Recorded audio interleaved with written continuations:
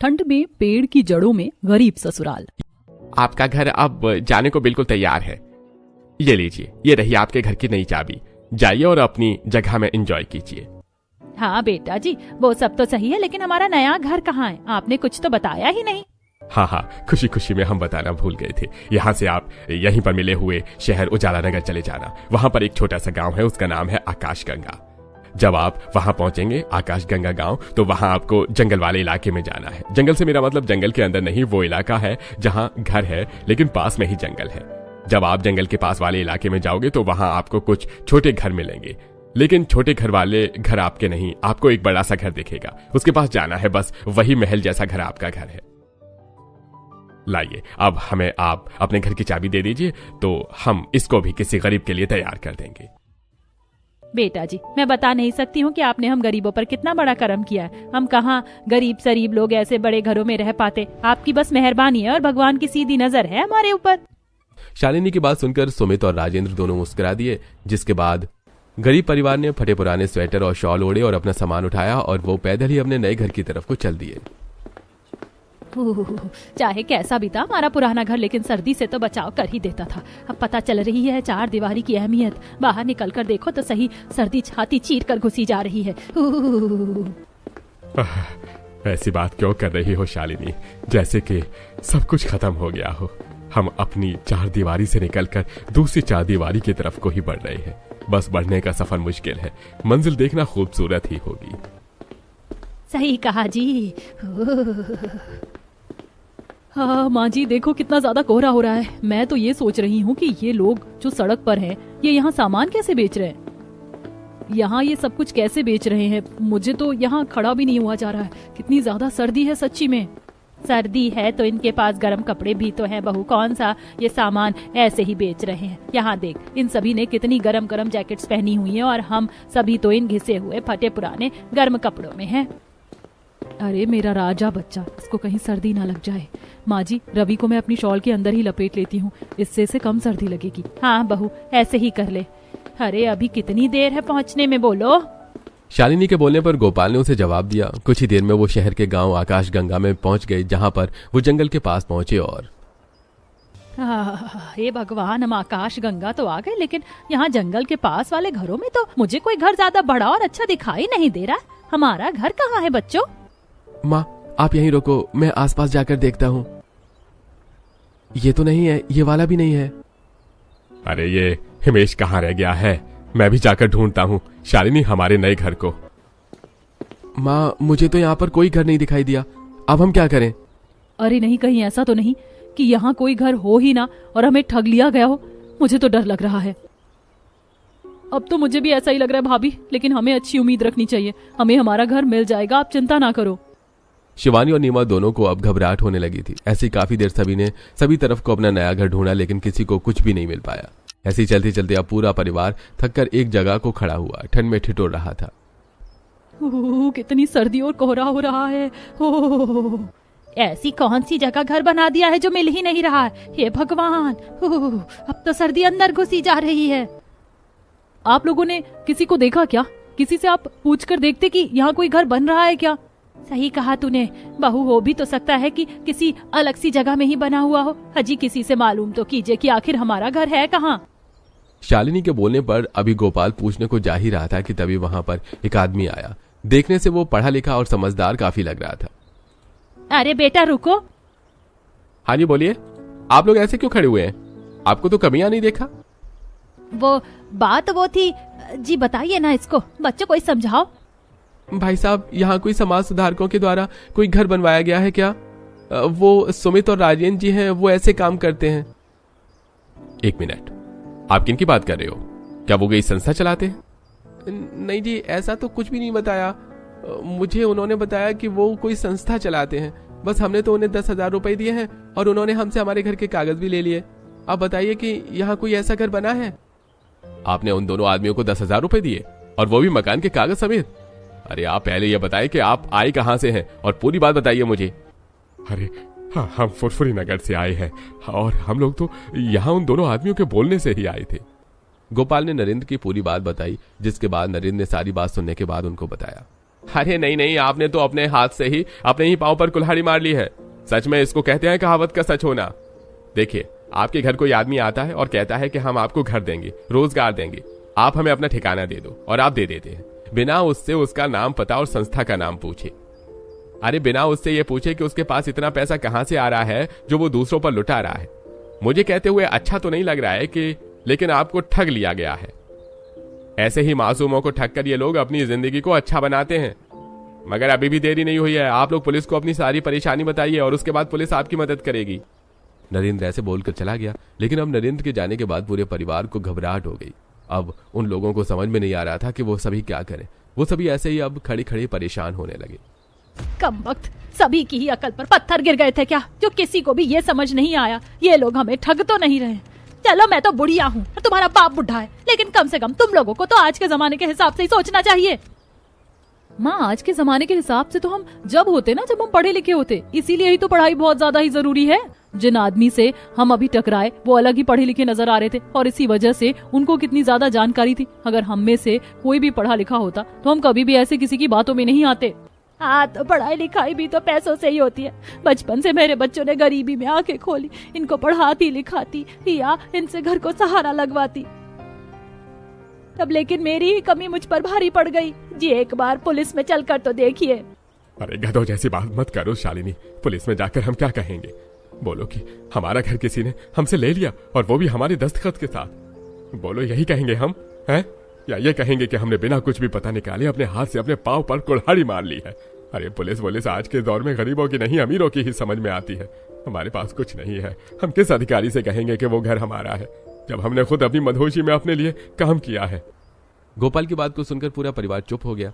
अब उनको कुछ भी समझ में नहीं आ रहा था, लेकिन फिर भी गोपाल ने एक बार अपनी किस्मत को आजमाने को सोचा। लेकिन वो आदमी देखने से जरा भी ठग नहीं लग रहे थे। तो बेटा चलो एक बार अपने पुराने घर पर वापस चलो। कभी हमसे समझने में कोई गलती हो गई हो और हमारा घर कहीं और बना हुआ हो। हाँ ठीक बोले हो बाबा, भगवान जी हमें ऐसे तो दुविधा में नहीं डाल सकते हैं। चलो भैया चलकर देखते हैं, कहीं हमें घर मिल ही जाए। ध्रुव, गोपाल और हिमेश तीनों उल्टे पांव अपने गांव की तरफ को भाग लिए। वैसे सर्दी गहरी रही थी, लेकिन हालातों की टेंशन से ध्रुव, गोपाल और हिमेश चारों ही पसीने में नहा गए। उनको समझ में नहीं आ रहा था कि अब उनके साथ क्या होगा। वो डरते डरते अपने गांव गए, जहां बस वो अपने घर में घुसने ही वाले थे कि तभी उन्होंने मंजर देखा। अरे नाचो गाओ यारो, आज तो एक परिवार को अच्छा चूना लगा दिया हमने।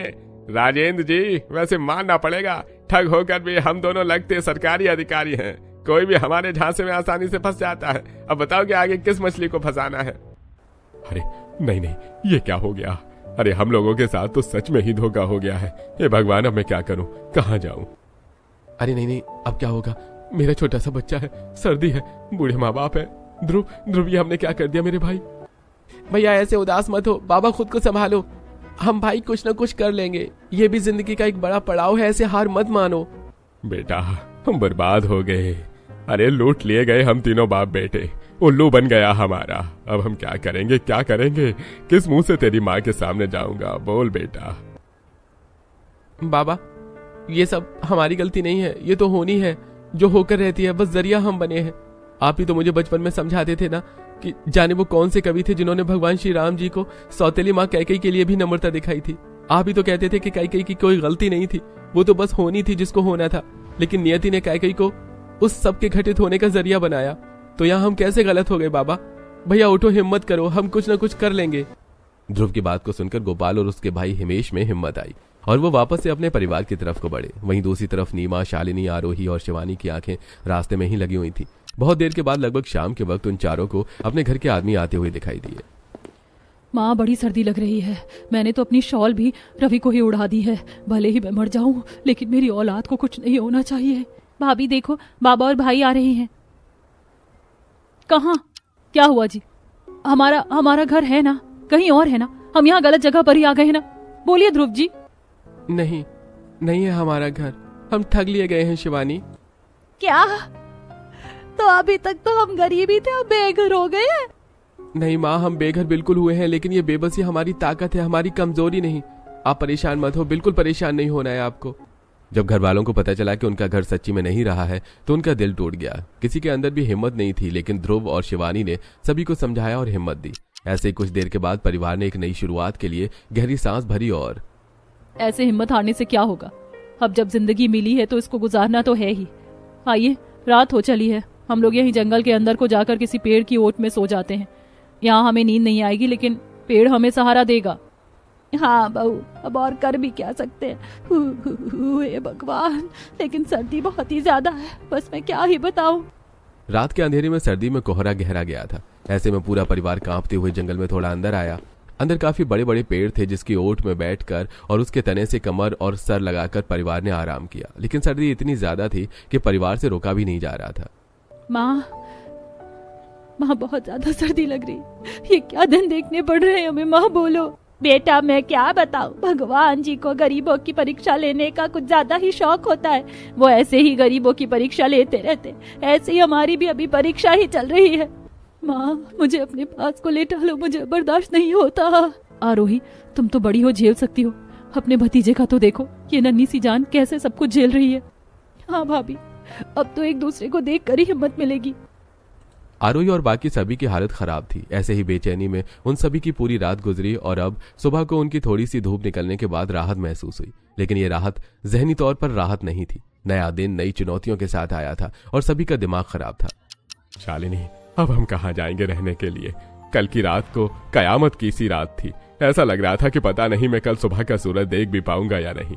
लेकिन भगवान जी की नजर सीधी ही थी जो हम सभी सुबह को ठीक है, लेकिन अब और रात में ऐसे नहीं गुजार सकता हूँ। अजी आप ही क्या, कोई भी दोबारा वो सब नहीं झेलना चाहेगा। हाँ बच्चा, मेरा छोटा सा, देखो बाबू, वो रही, वो है गिलहरी। हाँ बेटा, देखो वो रही कट्टू गिलहरी। गिलहरी, गिलहरी आजा गिलहरी। बुलाओ, बुला लो गिलहरी को, कहो आजा गिलहरी। ओ गिलहरी चली गई अपने पेड़ वाले घर में। शू। माँ जी, वैसे देखा जाए तो जानवरों के पास भी अपना घर होता है, लेकिन क्या इनको सर्दी नहीं लगती है? बहू, इनको सर्दी क्यों लगेगी? पता भी है इनके ये बने हुए घर बहुत ज्यादा गर्म होते हैं। हमें ही तो देखकर ऐसा लगता है कि इनका पेड़ में घर है, लेकिन पेड़ अंदर से बहुत ज्यादा गर्म होता है। बदनसीब तो हम हैं जो इंसान होकर भी जानवरों से बदतर हालत में हैं।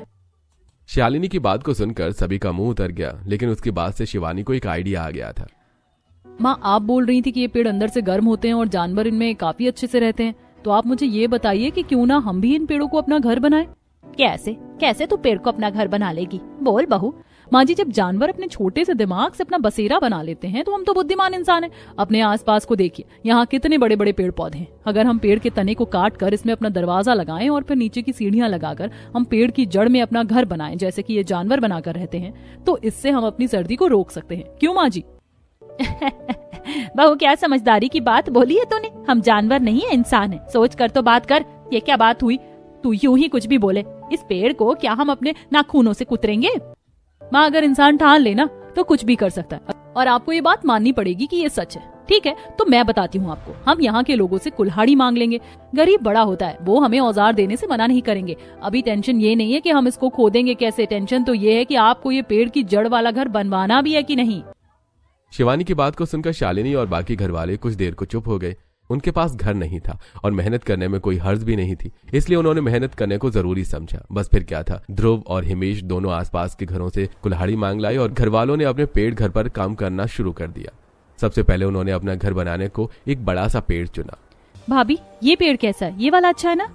हाँ, ये पेड़ सभी पेड़ों में सभी से ज्यादा चौड़ा है, इसकी जड़ें भी बड़ी ही होंगी। ठीक है माँ जी, जरा देखना यहाँ इस पेड़ में घर बनाना कैसा रहेगा। हाँ, अच्छा है। अब तुम सभी एक काम करो, इस पेड़ को खोदना शुरू कर दो। बाकी मैं और ध्रुव, हिमेश, हम मिलकर पेड़ के साइज का दरवाजा बना रहे हैं। गोपाल की बात को सुनकर दोनों बहुएं और आरोही पेड़ को खोदने में लग गईं। शालिनी ने रवि को संभाला हुआ था और दूसरी तरफ ध्रुव, हिमेश और गोपाल तीनों अपने घर का गेट बना रहे थे। सर्दी का मौसम था, लेकिन काम में लगने के बाद जुनून की आग ने सभी को गर्मी लगा दी थी। बाबा, इतना मजबूत ठीक है या इस पर एक परत लकड़ी और लगानी है? हाँ बेटा, जितना ज्यादा सेफ्टी वाला गेट होगा उतना ही हम लोगों के लिए अच्छा है। क्या है ना कि ये जंगल है, रात को किसी भी जानवर के आने की गुंजाइश न रहे। ठीक है ध्रुव, इस पर 3 लकड़ी की परत को और ठोकना है। गेट इतना मजबूत होना चाहिए कि लोहे का गेट भी कम पड़ जाए। हिमेश की बात को सुनकर ध्रुव ने और लकड़ी काटी और दोनों बाप बेटे उससे गेट को मजबूत करने लगे। ऐसे ही दूसरी तरफ। भाभी, देख रही हो, मेहनत करने से सर्दी में भी पसीना छूट रहा है सच्ची में। वैसे ही पेड़ खोदते खोदते काफी गर्म लग रहा है। सो जा मेरे राज दुलारे, मैंने तो बताया था तुम्हें कि अंदर से काफी गर्म होते हैं। ऐसे ही परिवार के अंदर अब हिम्मत भर आई थी। उन्होंने सुबह से लेकर शाम तक ऐसे ही काम किया और भूख मिटाने को उन्होंने जंगल के ही फल खा लिए। जब शाम हुई तो दोनों भाइयों ने मिलकर गेट को चढ़ा दिया। अभी घर तो नहीं बना था, लेकिन पेड़ का तना खुद झुक चुका था और अब वो किसी कमरे से कम नहीं लग रहा था। सभी रात हो जाने पर मोमबत्ती जलाकर उसके अंदर ही बैठे हुए थे। देख रहे हो, रवि 2 दिनों से सो नहीं रहा था क्योंकि इसको सर्दी लगती थी, लेकिन आज कैसे सो रहा है क्योंकि इस घर में बड़ी ही राहत है। राहत। सही में शिवानी, अगर तुम दिमाग न चलाती तो अभी भी शायद हम पिछली रात की तरह सर्दी में ही मर रहे होते। इसीलिए ही तो बिना कुछ किए कभी भी हार नहीं माननी चाहिए। हमें भी अब अच्छा और गर्म घर मिल ही गया, और अभी तो यहाँ थोड़ी सी सर्दी है भी, लेकिन जब हम कल को जड़ को खोदेंगे ना तो वहाँ जरा भी सर्दी नहीं होगी क्योंकि वो जमीन के नीचे वाला हिस्सा होगा। काफी बड़ा पेड़ है, इसी से कमर लगाकर सो जाओ, सुबह को उठकर फिर से काम ही करना है। चलो सभी कुछ देर को आंखें मीच लो। ऐसी बातें करते हुए पूरा परिवार मोमबत्ती बुझाकर सो गया। ऐसे ही अगली सुबह होते ही फिर से सभी अपने पेड़ के घर के काम में ही लग गए। इस बार वो अंदर से पेड़ को खोद रहे थे। और आप लोग एक काम कीजिए, ऐसे अब आप हमारे साथ इस पेड़ को नहीं खुदवाइए। अच्छा, पेड़ को ना खुदवाएं तो और क्या करना है? हम इसे खोदते खोदते पेड़ की जड़ में जा रहे हैं, लेकिन यहाँ से निकलेंगे कैसे? इसीलिए ज्यादा नीचे जाने से पहले ही आप दोनों भाई ऊपर चले जाओ और सीढ़ी बना लो, जो हम नीचे का काम पूरा करके ऊपर आ सकें। अरे हाँ, ये तो हमारे दिमाग में आया ही नहीं था। ठीक है ध्रुव, तू ऊपर आ जा मेरे साथ, हम मिलकर लकड़ी की सीढ़ी बना देंगे। हिमेश और ध्रुव दोनों पेड़ के अंदर से ऊपर आ गए और लकड़ी की सीढ़ी बनाने लगे। तो वहीं दूसरी तरफ तीनों बहुएं और नंद मिलकर जड़ की खुदाई कर रही थी। भाभी, मुझे तो लगा था कि जड़ की खुदाई करना मुश्किल है, लेकिन यहाँ तो ये बहुत ही ज्यादा आसान है। जड़ तो पेड़ से काफी ज्यादा नरम है। हाँ, क्योंकि जड़ों में पानी होता है और ये बाहर नहीं होती, जिससे कि ये सूखती भी नहीं, इसीलिए कड़क नहीं नरम होती हैं। लेकिन नरम होने के बाद भी पेड़ को यही संभाले रहती है। जड़ ही अगर कमजोर हो तो पेड़ पेड़ नहीं कहला सकता है, क्योंकि वो खड़ा ही नहीं रहेगा। अरे वाह, तुम्हें तो बहुत ज्यादा ही जानकारी है शिवानी। भले ही तुम कभी स्कूल नहीं गई हो, लेकिन जानती तुम सब कुछ हो। मानो या ना मानो? क्यों नहीं मानूंगी, मैं तो मानूंगी। ऐसे ही हंसी मजाक करते हुए आज भी सभी ने काम किया और अब उनका पेड़ की जड़ों में घर बनकर तैयार हो चुका था। उन्होंने एक जड़ में जो बड़ी थी उसको अपना बेडरूम बनाया, एक जड़ को ऐसे ही उठने बैठने के हिसाब से तैयार किया और एक जड़ में उन्होंने अपना किचन बनाया। ऐसी जड़ों से ऊपर जाने वाला रास्ता था जो पेड़ के तने की तरफ को जा रहा था और वहां लकड़ी की सीढ़ी लगी हुई थी। अरे वाह, इसको कहते हैं घर। शालिनी, देख रही हो, यहाँ सर्दी का आता और पता भी नहीं है। कितना अच्छा हो रहा है यहाँ सब कुछ। माँ ने ही बताया था कि पेड़ गर्म होता है, हम तो बस अपनी माँ जी की बातों पर अमल करते रहे। हमने इस वक्त अपने स्वेटर को भी उतारा हुआ है, लेकिन अभी भी सर्दी नहीं लग रही है। मैं बाहर जाकर देखता हूँ कि बाहर के कैसे हाल हैं। ध्रुव ऐसे बोलकर बाहर गया, लेकिन बाहर जाते ही वो पूरा का पूरा कांप गया और जल्दी से वापस अपने घर के अंदर आया। हे भगवान, अरे बाहर तो सर्दी मार दे रही है और यहाँ देखो, यहाँ पर पता भी नहीं है कि सर्दी क्या होती है। और जा बाहर को सर्दी चेक करने, अब आ गया मजा। सभी शालिनी की बात पर हंसने लगे। सभी ने दिमाग चलाकर अपने लिए अच्छा ठिकाना बना लिया था। ऐसे ही फिर बातें करके वो सभी सो गए और आज की रात उन्हें जरा भी सर्दी नहीं लगी और वो सभी काफी आराम और मजे से सोए। ऐसे ही अगली सुबह। इसको कहते हैं सुकून की नींद सोना, मजा आ गया। क्यों बहू, अच्छी नींद आई ना? ये लो, अब तुम सभी नाश्ता कर लो, मैंने लाल चाय बना दी है। माँ जी, आप कब उठी? बस अभी कुछ देर पहले। तुम लोगों ने कल इतनी मेहनत की थी ना, तो मैंने सोचा कि तुम्हारा नाश्ता आज मैं बना देती हूँ। ये लो, नाश्ता कर लो। माँ देखो तो सही, बाहर रहने से और काम करने से कपड़े कितने ज्यादा गंदे हो गए हैं। आप घर से कपड़े वगैरह तो लेकर निकले थे ना? हाँ, कपड़े हैं, यहाँ सभी के कपड़े हैं। अब तुम लोग एक काम करो, नाश्ता करो और कपड़े बदल लो और इनको यहीं जंगल में धोकर सुखा देना पानी में। ध्रुव या हिमेश से मंगवा दूंगी। शालिनी की बात सुनकर दोनों बहुओं ने बस हाँ में गर्दन हिला दी। बस फिर क्या था, जैसे शालिनी ने बोला था सभी ने वैसे ही किया। पहले बहुओं ने नाश्ता किया और फिर उन्होंने कपड़े बदलकर अपने सभी के मैले कपड़ों को धो दिया और जंगल में ही रस्सी बांधकर उन्हें सूखने को डाल दिया। ऐसे ही उनका जंगल में पेड़ की जड़ वाले घर में वक्त गुजर रहा था कि आज के दिन अचानक गोपाल से नरेंद्र टकरा गया। अरे माफ कीजिएगा, मैंने देखा नहीं था। अरे भाई साहब, कोई नहीं। अरे अब्बा जी, आप कैसे हो? मैं अभी आप ही के बारे में सोचता हुआ आ रहा था। आपके मकान का क्या हुआ? अरे वो मकान तो हमसे छीन ही गया, लेकिन हाँ, हमने अब दूसरी जगह रहने का इंतजाम कर लिया है। अरे आपको अब ऐसी वैसी जगह पर रहने की जरूरत नहीं है। सरकारी योजना चल रही है जिसमें सरकार गरीबों को घर देती है और कुछ पैसे भी दे रही है जिससे वो अपना कोई काम कर लें। अरे ना ना ना ना, मेरे बच्चे, अब तो इन योजनाओं से मुझे डर लगने लग गया है, माफ कर दो। अरे अरे, मैं जानता हूँ कि आपको कैसा लग रहा होगा, लेकिन एक झटका 2-2 बार तो नहीं लग सकता है ना। आप मेरी बात को तो सुनो। अरे तुम तो मुझे भले ही लगते हो, जाओ आओ, तुम्हें अपने घर ले चलता हूँ, वहां चाय पीते हुए मुझे बताना। गोपाल ऐसे बोलकर नरेंद्र को अपने घर ले आया, जहां नरेंद्र को सभी ने चाय बनाकर दी और नरेंद्र ने उनको सरकारी योजना के बारे में बताया। देखिए, मैं कोई हवा में तीर नहीं चला रहा हूं, जो देश भर में चल रहा है वो बता रहा हूं। आप जरूरतमंद हो और आपके लिए आपको कुछ देना नहीं है, तो एक बार आप ट्राई तो करके देखो। ठीक है भाई, मैं तुझे अपना छोटा भाई समझकर तुझ पर भरोसा कर रहा हूं, इसको टूटने नहीं देना, जो भी करना है वो तू करवा देना। अरे हाँ हाँ, बिल्कुल मैं करवा दूंगा। अगर घर मिल गया नहीं तो आपके पास से कुछ जाएगा नहीं, और अभी तो ये पेड़ की जड़ वाला घर अच्छा है, लेकिन आगे को गर्मी में ये समझो आग का दरिया बन जाएगा, इसलिए यहाँ रहना सही नहीं रहेगा। नरेंद्र की बात को सुनकर सभी को उसकी बात समझ आ गई। बस फिर क्या था, उसी दिन नरेंद्र ने गरीब परिवार को घर दिलवाने को सरकारी अपील डाल दी। नरेंद्र पढ़ा लिखा था और वो सरकारी कामों को जानता भी था, इसलिए उसके जरिए से काम आसान हो ही गया। ऐसे 1 महीना गुजर गया और अब गरीब परिवार को सरकार की तरफ से पक्का मकान और काम करने को पैसे भी मिल चुके थे। आज के दिन गरीब परिवार अपने घर में जा रहा था। भले ही हम यहाँ से जा रहे हैं, हमें पक्का मकान मिल गया है, लेकिन ये घर हमारी जान थी, है और रहेगा। हम अगली सर्दी फिर से यहाँ आएंगे, तब तक के लिए अलविदा हमारे घर। सभी का दिल अपना पेड़ की जड़ वाला घर छोड़कर भर आया था। बस फिर क्या था, उन्होंने अपना पेड़ घर बंद किया और वो नए घर में रहने लगते हैं।